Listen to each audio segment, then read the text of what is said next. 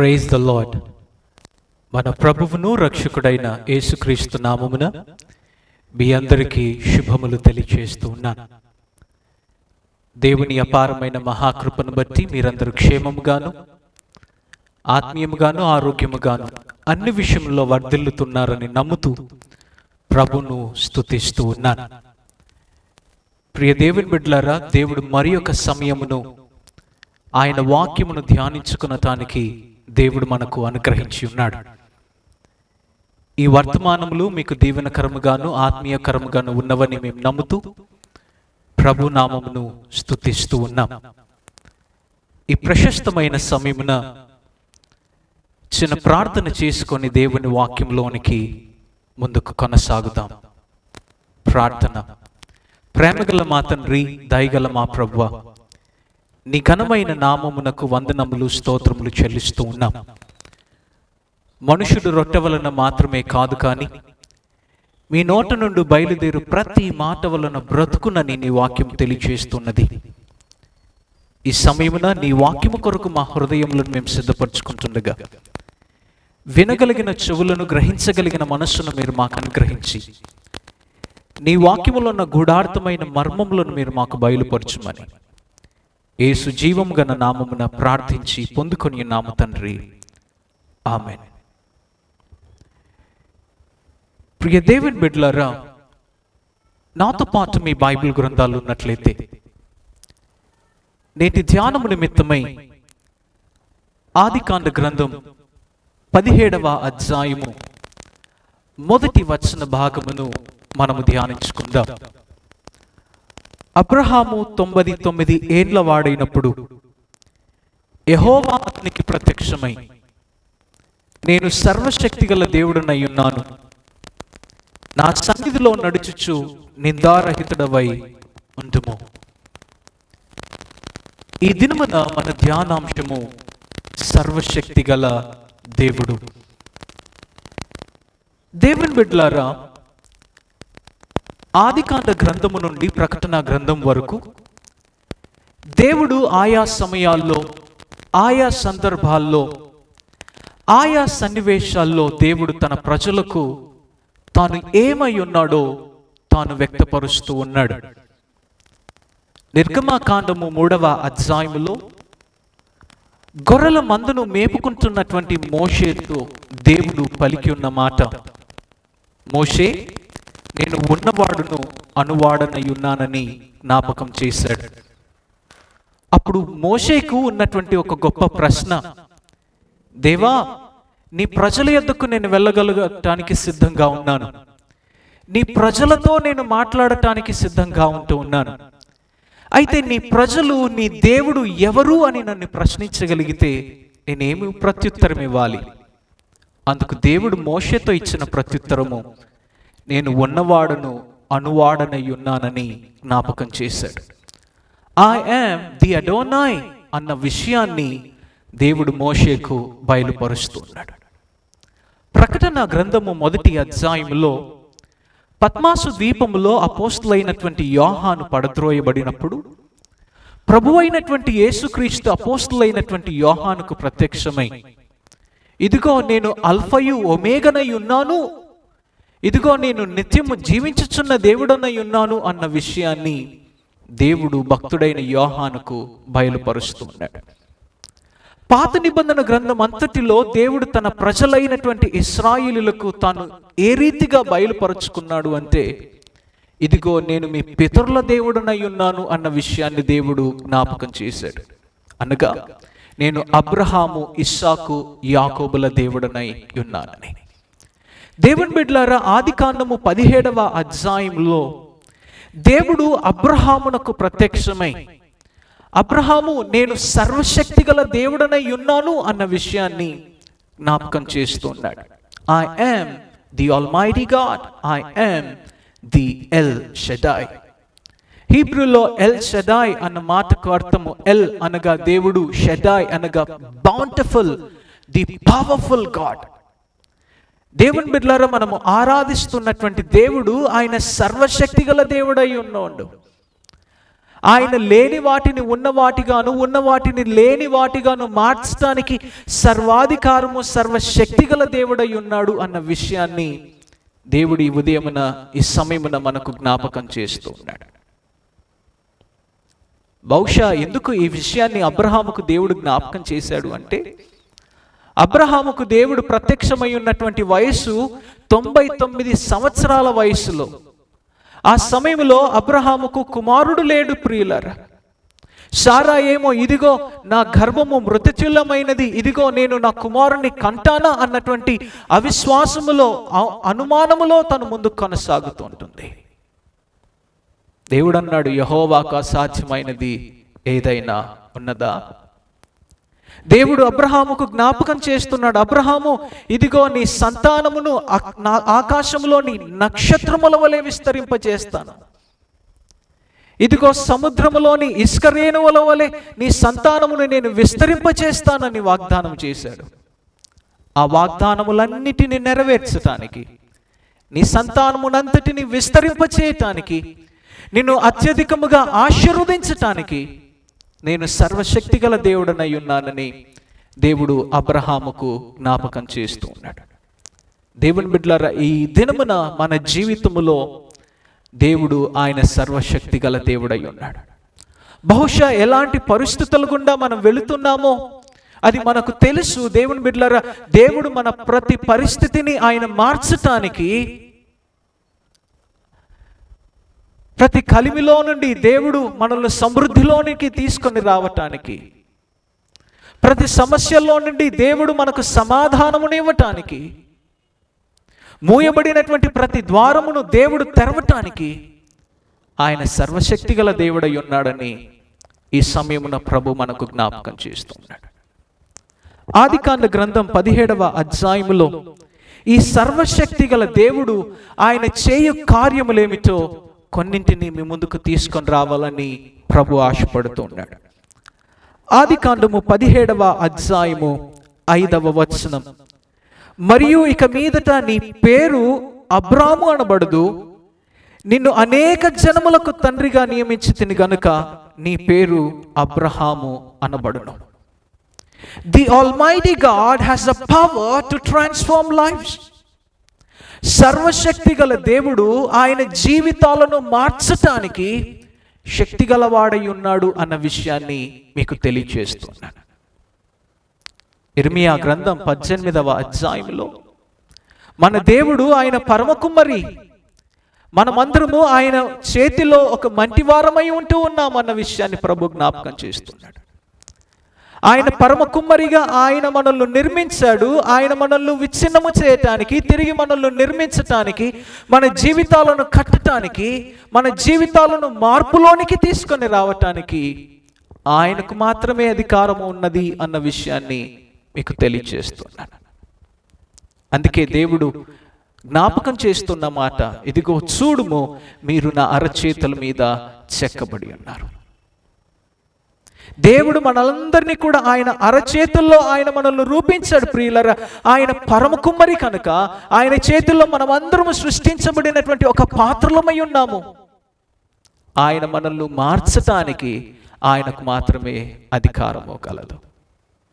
దేవుడు అబ్రహాముకు జ్ఞాపకం చేస్తున్నాడు, అబ్రాము ఇంతవరకు నీ పేరు అబ్రాముగా పిలువబడుతూ వచ్చావు, ద ఫాదర్ ఆఫ్ మెనీ, అనేకులకు తండ్రి అని. కానీ ఇప్పుడు నేను జనములకు తండ్రిగా అనగా అబ్రహాముగా నిన్ను మారుస్తున్నానని దేవుడు జ్ఞాపకం చేస్తున్నాడు. దేవుని బిడ్డలారా, దేవునికి మన పేరు తెలుసు అన్న విషయాన్ని మనం గుర్తించగలగాలి. యెషయా గ్రంథం 43వ అధ్యాయం 1వ వచనంలో ఇలాగున రాయబడింది, భయపడకుము, నేను నిన్ను పేరు పెట్టి పిలిచి ఉన్నాను, నీవు నా సొత్తు అని దేవుడు జ్ఞాపకం చేస్తున్నాడు. కనుక ఈ వాక్యమును వింటున్నటువంటి మనందరి జీవితమును, మన అందరి వ్యక్తిగత జీవితాలు, మనందరి అంతరంగిక జీవితాలన్నిటినీ దేవుని దృష్టికి సంపూర్ణముగా తేటగా కనబడుతున్నవి అన్న విషయాన్ని మనం గుర్తించగలగాలి. దేవుడు అబ్రహాము జీవితాన్ని ఆయన మారుస్తున్నాడు. అబ్రహాము నుండి అబ్రహాముగా మార్చాడు. సారాయి నుండి సారాగా దేవుడు మార్చాడు. ఇదిగో మోసగాడైనటువంటి యాకోబును దేవుడు ఇశ్రాయేలుగా అనేకులకు దీవెనకరమైనటువంటి వ్యక్తిగా దేవుడు మారుస్తూ వచ్చాడు. ఇదిగో ఈయన పాపి ఇంట బస చేయగోరుతున్నాడా అని జక్కయ్యను పాపి అని యెరికో పట్టణంలో ఉన్న వారు పిలిచినప్పుడు దేవుడు ఆ జక్కయ్యను ఇతడు కూడా అబ్రహాము కుమారుడే అన్న గొప్ప మార్పులోనికి ప్రభు తీసుకొని రాగలిగాడు.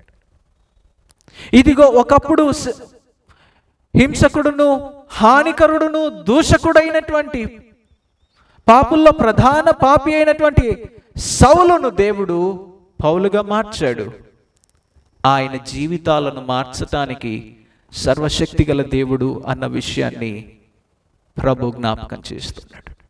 దేవుని బిడ్డలారా, ఈరోజు మన జీవితాలు ఎలాగున్నాయో, ఈరోజు మన జీవితాలు ఎలాగున్నాయి ప్రియ దేవుని బిడ్డలారా? ఈరోజు విచ్ఛిన్నమైపోయినటువంటి జీవితాలుగా ఉన్నాయా? ఈరోజు పాడైపోయినటువంటి జీవితాలుగా ఉన్నాయా? ఈరోజు మన జీవితం ఎలాంటి పరిస్థితుల గుండా వెళుతుందో తెలియనటువంటి స్థితిగతుల్లో మనం ఉంటూ ఉన్నామా? ఎందుకు నా జీవితం ఇలాగూ అయిపోయింది అని దిగ్భ్రాంతిలోనికి ఆ రీతిగా మనం ముందు కొనసాగుతూ ఉన్నామా? కానీ దేవుడు ఆయన సర్వశక్తి గలవాడు. ఆయన మన ప్రతి జీవితాన్ని ఆయన మార్చటానికి ఆయనకు అధికారము ఉన్నది. ఇదిగో ఆయన పరమ కుమ్మరి కనుక, ఇదిగో ఆయన స్వారూప్యంలో రూపింపబడినటువంటి మనమందరము దేవుడు తిరిగి ఆయన మంటి పాత్రగా మనల్ని ఆయన చేతిలోనికి తీసుకొని యోగ్యమైన పాత్రగా, అర్హమైన పాత్రగా దేవుడు మనల్ని ఉపయోగించటానికి యోగ్యమైన పాత్రగా ఆయన మనల్ని మలచటానికి ఆయన సిద్ధంగా ఉన్నాడు. ఆయన జీవితాలను మార్చటానికి సిద్ధంగా ఉన్నాడు. జీవితాలను మార్చటానికి సర్వశక్తి గల దేవుడవై ఉన్నాడని దేవుడు అబ్రహాముకు జ్ఞాపకం చేశాడు. నిజముగా ప్రియులారా, ఒకప్పుడు అబ్రహాము జీవితము ఒకవైపు, కానీ ఇప్పుడు అబ్రహాముగా దేవుడు తన జీవితాన్ని మార్చాడు. తద్వారా అతడు అనేకులకు విశ్వాసులకు తండ్రిగా, జనములకు తండ్రిగా అతడు పిలువబడుతున్నాడు. The Almighty God has a power to transform our lives.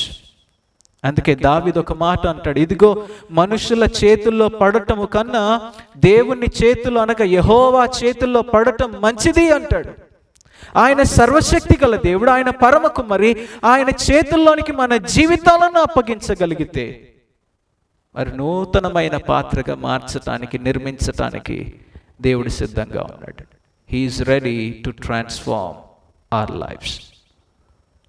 సమరయ స్త్రీ యోహాను సువార్త 4వ అధ్యాయం, తన జీవితమే పాడైపోయింది, అనేక కుటుంబాలను పాడు చేసినటువంటి స్త్రీగా ఆ పట్టణంలో, ఆ ఊరిలో ఉన్న వారందరూ కూడా పిలుస్తూ ఉన్నారేమో. అయ్యో, ఎవరైనా నన్ను చూస్తారేమో అనుకొని మిట్ట మధ్యాహ్నమున నీళ్లు చేదుకొనటానికి ఆ బావి దగ్గరకు వచ్చింది. కానీ ప్రభువును కలుసుకున్నది. ప్రభు ఆమెను దర్శించగలిగాడు. అక్కడ తన కుండను ఆమె వదిలిపెట్టగలిగింది.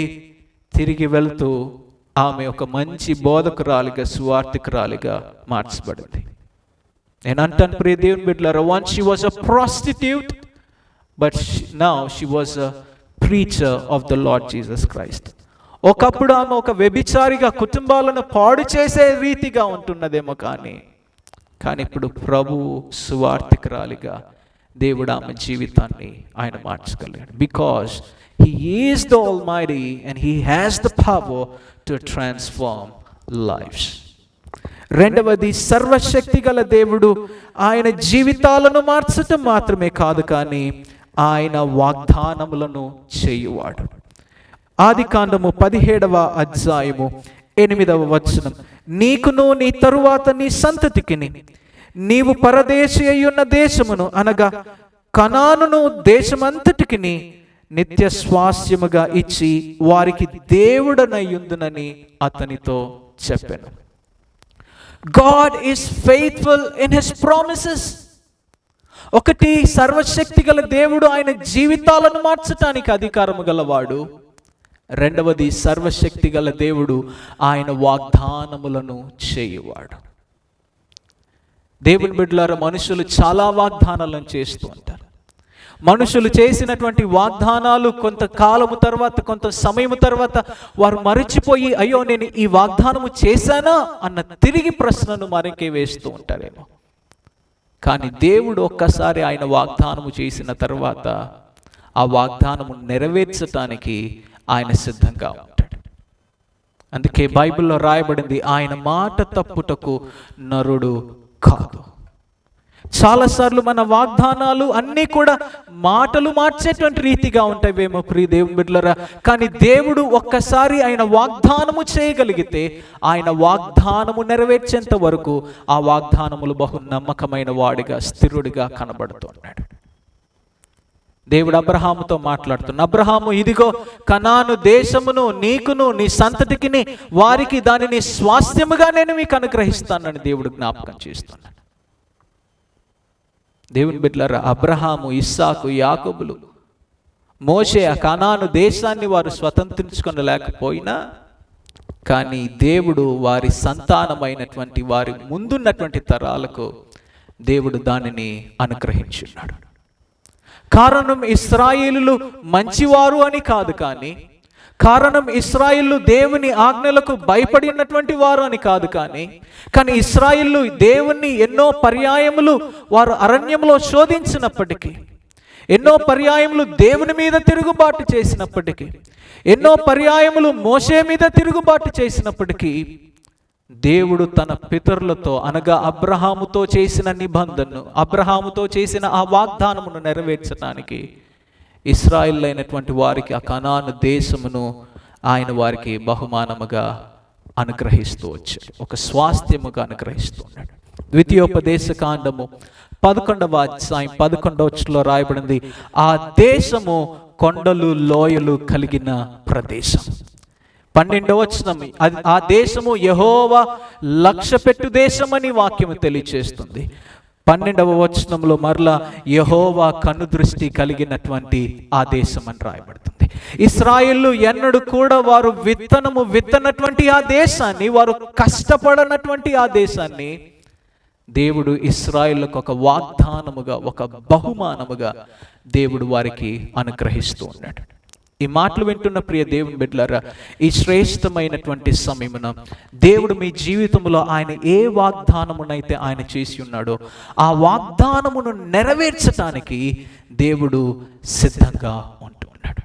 దేవుడు అబ్రహాముకు కుమారుణ్ణి అనుగ్రహిస్తానని వాగ్దానము చేశాడు, కానీ ఆ వాగ్దానము నెరవేర్చబడటానికి దాదాపు 25 సంవత్సరాల కాలము పట్టిందేమో, కానీ దేవుడు చేసిన వాగ్దానమును ఆయన మర్చిపోలేదు.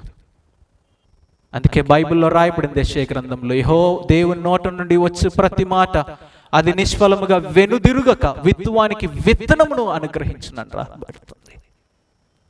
దేవుని బిడ్డలారా, దేవుని జీవితంలో ఆయన ఏ వాగ్దానమునైతే చేశాడో ఆ వాగ్దానం పట్ల ఆయన బహు జ్ఞాపకం చేసుకుంటున్నాడు. ఆ వాగ్దానమును నెరవేర్చడానికి ఆయన సిద్ధంగా ఉన్నాడు. ఆ వాగ్దానము మన జీవితంలో నెరవేర్చబడాలి అంటే మనము చేయవలసిన శ్రేష్టమైనటువంటి పని ఏమిటి అంటే, మనమందరము కూడా దేవుని సన్నిధిలో ఆ వాగ్దానము మన జీవితంలో నెరవేర్చబడటానికి దేవుని సన్నిధిలో విజ్ఞాపనము చేసేటువంటి వారముగా మనం ఉండాలి. He is faithful in his promises. ఆయన మాట తప్పుటకు నరుడు కాదు. ఇశ్రాయేలు గొప్పవారని, ఇశ్రాయేలు దేవుని ప్రజలని, ఇశ్రాయేలు మంచివారని, ఇశ్రాయేలు ఆ అరణ్య ప్రాంతం అంతటిలో వారు కష్టాలు పడ్డారు, అయ్యో వారిని కనానులోనికి తీసుకుని వెళ్దామని దేవుడు అలాగున వారిని చేర్చలేదు. కానీ దేవుడు తన పితరులతో చేసిన నిబంధనను,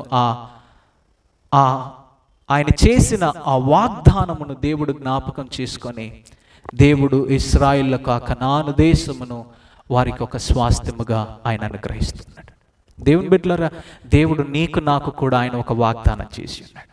యోహాను సువార్త 14వ అధ్యాయం మొదటి 2 వచనాల్లో ఇలాగ రాయబడింది, ఇదిగో నేను నా తండ్రి ఇంట అనేక నివాసములు కలవు, ఇదిగో లేని ఎడల నేను వెళుతూ ఉన్నాను, అక్కడ సిద్ధపరిచి నేను మరలా తిరిగి వస్తాను, నేనుండు చోట మీరును ఉండులాగున అని ప్రభు వాగ్దానం చేస్తున్నాడు.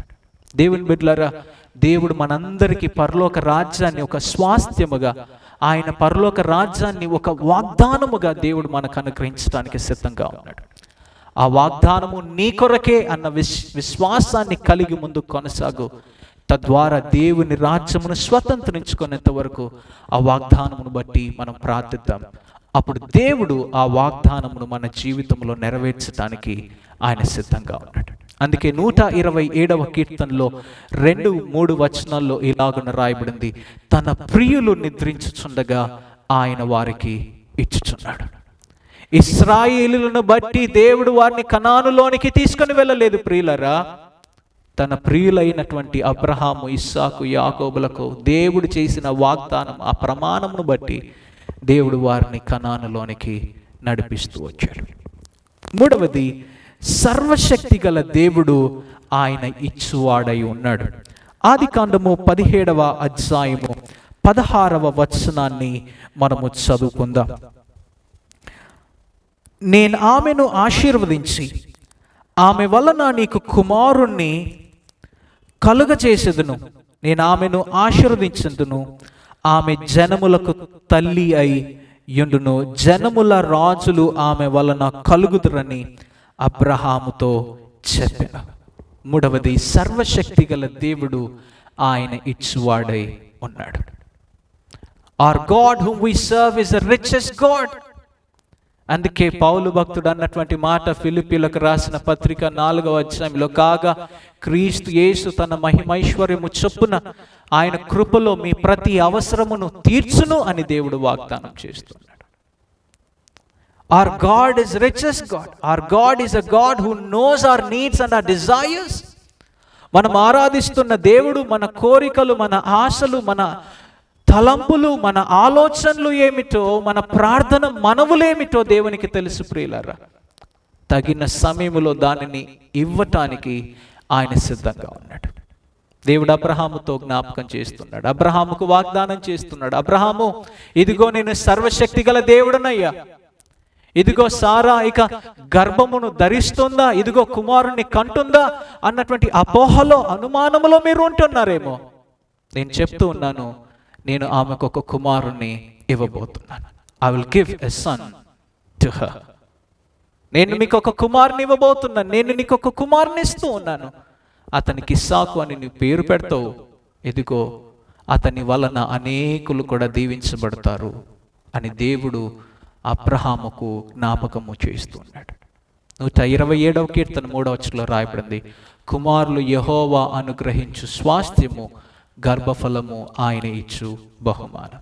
Our God is a God who gives. Our God is a God who gives and who meets our needs. మనం ఆరాధిస్తున్న దేవుడు, ప్రియ దేవుని బిడ్డలారా, ఆయన మన ప్రతి అవసరతను తీర్చడానికి ఆయన సిద్ధంగా ఉంటూ ఉన్నాడు. ఈ మాటలు వింటున్న దేవుని బిడ్డలారా, ఈరోజు నీ జీవితంలో నీ అవసరత ఏంటో నాకు తెలియదు.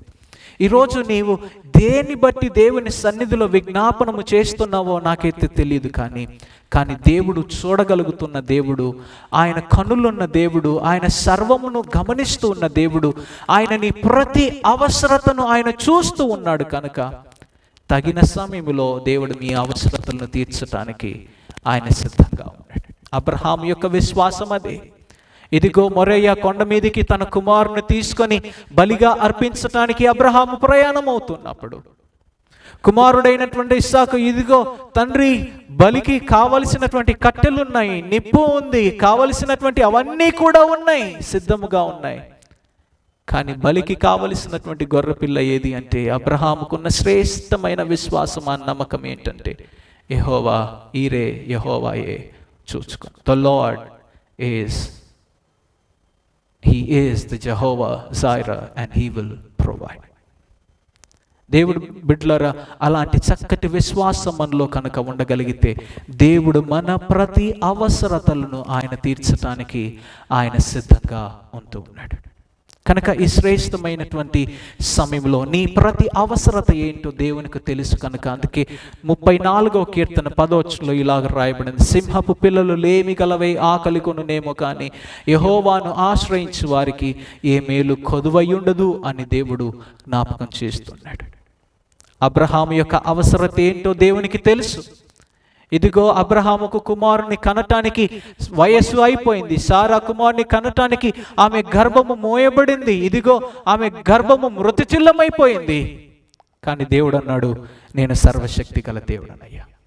అబ్రహాము జ్ఞాపకం చేసుకో, ఇదిగో నేను నీకు జ్ఞాపకం చేశాను, ఇదిగో నీ సంతానమును ఆకాశములోని నక్షత్రముల వలె విస్తరింపచేస్తానని జ్ఞాపకం చేసుకో. ఇదిగో నీ సంతానమును నేను సముద్రంలోని ఇసుక రేణువుల వలె విస్తరింపచేస్తానని. ఆ రీతిగా నేను ఆశీర్వదించడానికి నేను సిద్ధంగా ఉన్నాడు కనుక నీకు అవసరమైనటువంటి ఆ కుమారుని నీకు ఇవ్వటానికి సిద్ధంగా ఉన్నానని దేవుడు సారా యొక్క గర్భమును ఆయన తెరిచాడు. అందుకే సారా అంటుంది కదా, యెహోవా నాకు నవ్వు పుట్టించను. The Lord had made me to love. దేవుని బిడ్డలు, మన సర్వశక్తి గల దేవుడు ఆయన ఇచ్చువాడు. సర్వశక్తి గల దేవుడు ఆయన జీవితాలను మార్చువాడు. సర్వశక్తి గల దేవుడు ఆయన వాగ్దానములను చేయువాడు. సర్వశక్తి గల దేవుడు ఆయన మన ప్రతి అవసరాలను తీర్చటానికి, మన ప్రతి అక్కరల్లో సహాయం చేయటానికి, ఇవ్వటానికి ఆయన సర్వశక్తి గల దేవుడై ఉన్నాడన్న విషయాన్ని మీకు జ్ఞాపకం చేస్తున్నాడు. ఈరోజు ఆ సర్వశక్తి గల దేవుడు అబ్రహాము జీవితంలో, తన కుటుంబంలో చేసిన ఆ గొప్ప కార్యాన్ని నీ జీవితంలో చేయటానికి ఆయన ఇష్టపడుతున్నాడు. నువ్వు చేయవలసిందంతా ఒకటే, ప్రభువా నా కుటుంబంలోనికి, నా జీవితంలోనికి నీ ఆధిపత్యాన్ని నేను ఆహ్వానిస్తున్నాను. నీవు నాకు అధికారిగా ఉండాలని ఆశపడుతున్నాను. నీవు దేవునికి అప్పగించుకొనగలిగితే ఆయన గొప్ప కార్యాన్ని చేయటానికి దేవుడు సిద్ధంగా ఉన్నాడు.